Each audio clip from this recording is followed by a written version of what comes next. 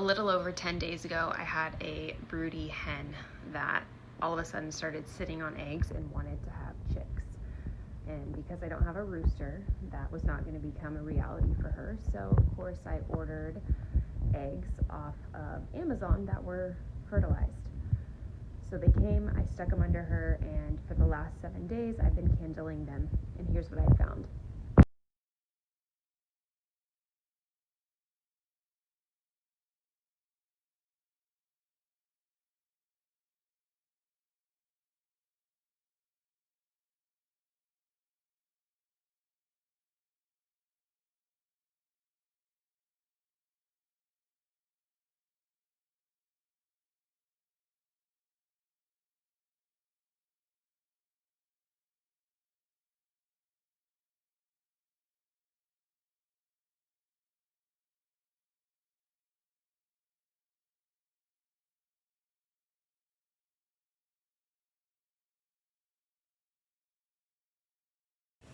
All right, so that was days 1 through 7, and we're going to come back and do probably 2 more parts to this series.